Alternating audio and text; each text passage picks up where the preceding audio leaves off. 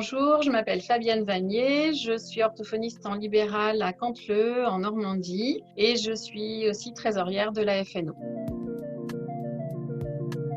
On adhère d'abord à un syndicat régional. La cotisation, elle va aller avant tout au syndicat régional et puis il y en a une autre partie qui est reversée à la FNO. La partie qui est utilisée par la région, elle va servir à défendre les professionnels, par exemple quand ils ont un litige avec la caisse de sécurité sociale, si on vous réclame des indus. Elle va permettre notamment d'organiser des réunions d'information professionnelle, par exemple en cas de parution d'un nouvel avenant. Cette cotisation, elle va servir aussi à s'impliquer dans la vie quotidienne des professionnels, par exemple pour distribuer des masques et du gel hydroalcoolique en période de Covid.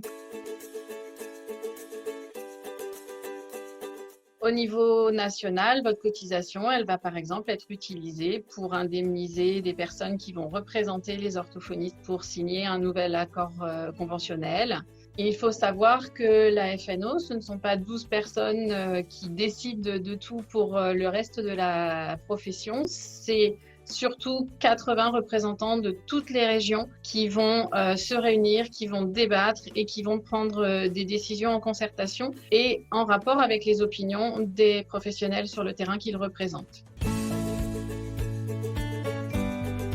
Les représentants de la FNO sont des orthophonistes en exercice comme vous et à ce titre doivent prendre du temps pour représenter la profession et ont besoin d'être indemnisés bien évidemment.